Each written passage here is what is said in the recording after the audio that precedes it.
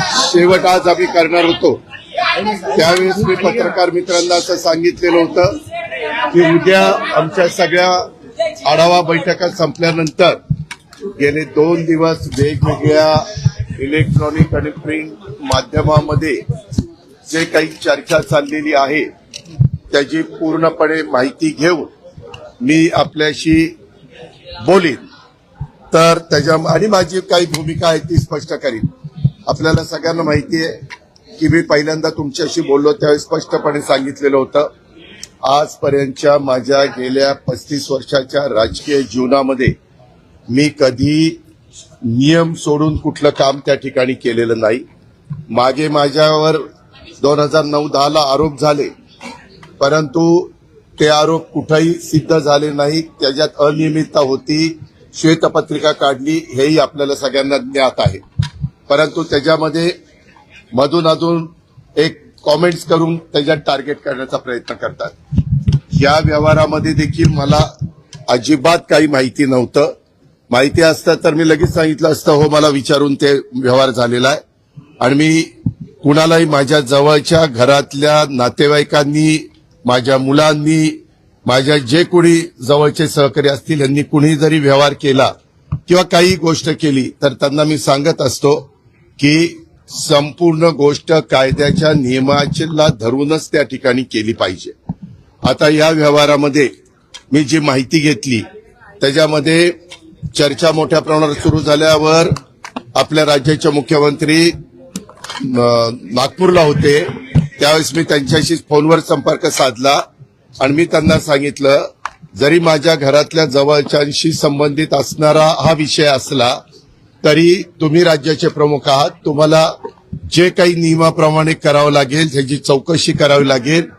काय तुमच्या मनामध्ये समिती नेमायची असेल, जे काही करायचं असेल, कारण आपण एवढ्या मोठ्या राज्याचं नेतृत्व करतात ते करा.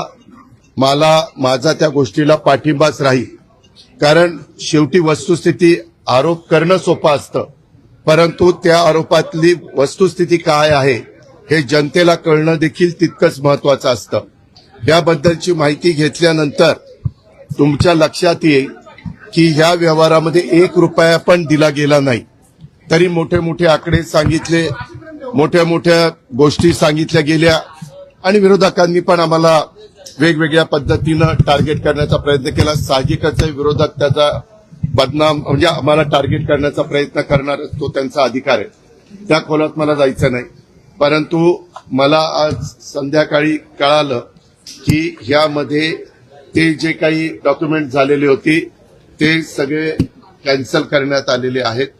जो काही व्यवहार झालेला होता तो कॅन्सल करण्यात आलेला आहे.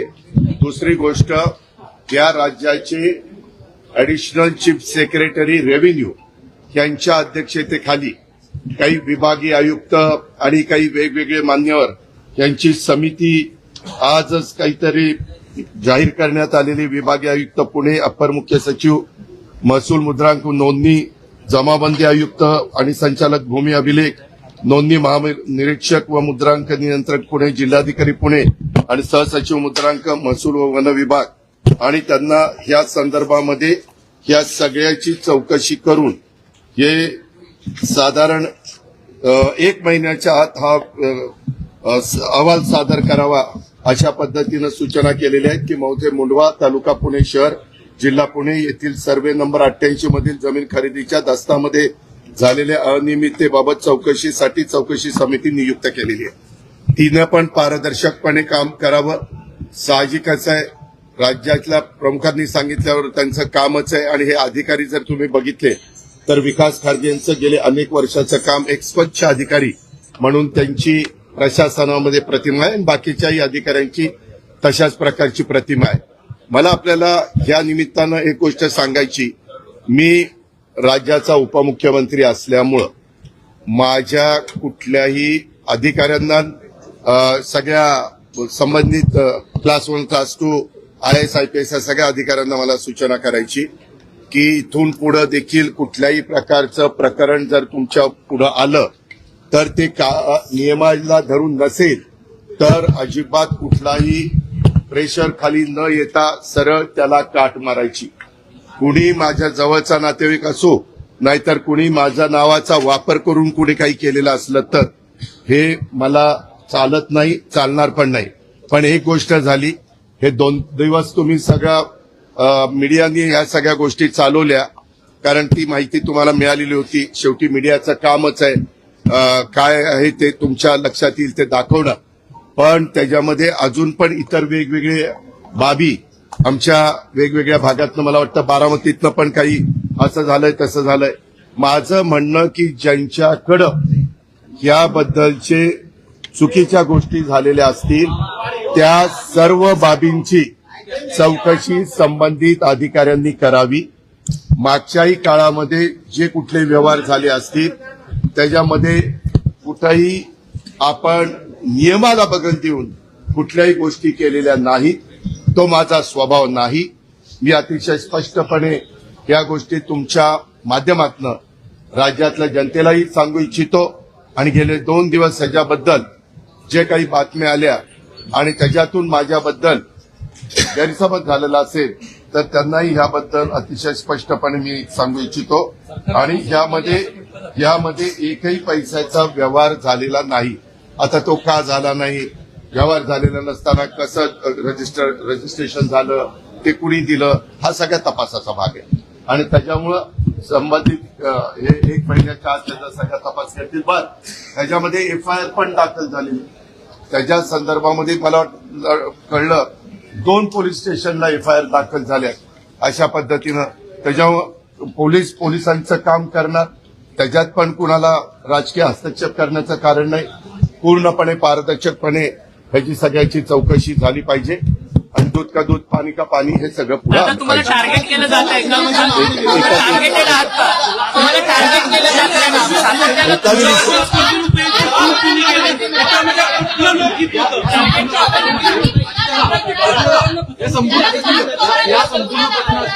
त्यामध्ये चौकशी होईल ना. कुणी कुणाची फसवणूक केली आणि कुणी चुका केल्या त्याबद्दलची सगळी चौकशी होईल. कुणी सांगितल्यामुळे हे घडलं, कुणाचे फोन गेलेले होते, कुणी त्याच्यामध्ये दबाव आणलेला असेल तर दबाव आणला होता का, आणला होता तर कुणी आणला होता, आणला नव्हता तर मग कुणी अधिकाऱ्यांनी असं कसं केलं, ह्या सगळ्या गोष्टी चौकशी समिती पुढे.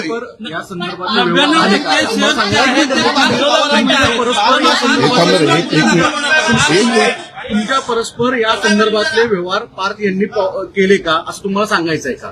याबद्दल नाही, मला हा व्यवहार झालेला माहिती नव्हता. सागर, मी तुला स्पष्टपणे सांगतो, माहिती असता तर मी तुम्हाला आधीच सांगितलं असतं हो ह्या व्यवहारात मला माहिती आहे. मी नाही रे बाबा. ज्यावेळेस कधी कुणी काही चर्चा करतं, हे कुठल्याही व्यवहाराचे असो, कुठलाही व्यवहार कुणी मला विचारलं तर मी सांगतो जे काही नियमाप्रमाणे असेल ते करा. नियमाच्या बाहेर जाऊन कुणी केलेलं मला त्या ठिकाणी चालणार नाही.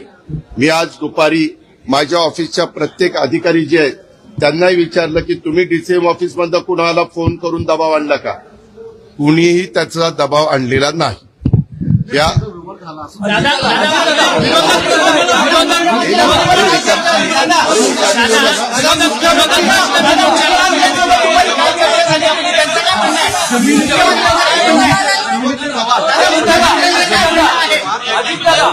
मी उत्तर द्यायला तयार आहे. तुम्ही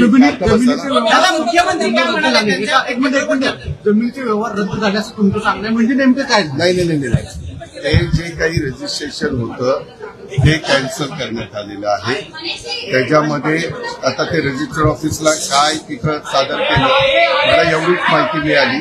हे सगळं रद्द करण्यात आलेलं आहे. आता त्याच्याबद्दलचं काय कागदपत्र दिली, कारण मी त्यांना तर इथं येऊन आतापर्यंत आम्ही सगळेजण तो आढावा घेत होतो, परंतु मला एवढी न्यूज कळालेली आहे की तिथं नोंदणी कार्यालयामध्ये जाऊन हे सगळं झालेले डॉक्युमेंट्स रद्द करण्याच्या संदर्भामध्ये ॲफिडेव्हिट का काहीतरी ऐका ना.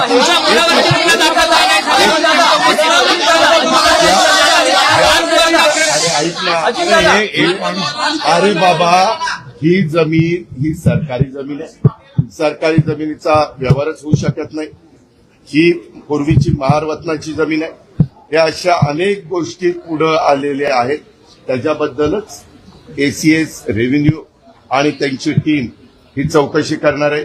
मग असं असताना इथं रजिस्ट्रेशन झालं कसं, कुणी केलं, कोण त्याला जबाबदार आहे, या सगळ्या गोष्टी त्याच्या ठिकाणी होतील.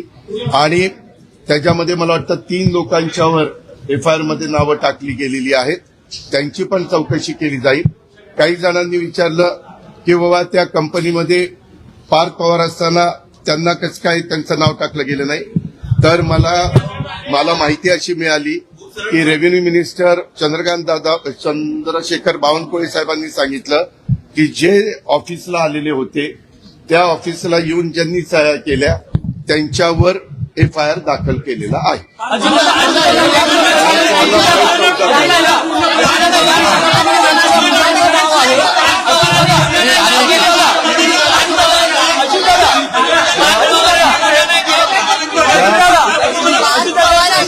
याबद्दलची कुठली माहिती ही इत्थंभूत सगळी की काय आहे कसं आहे.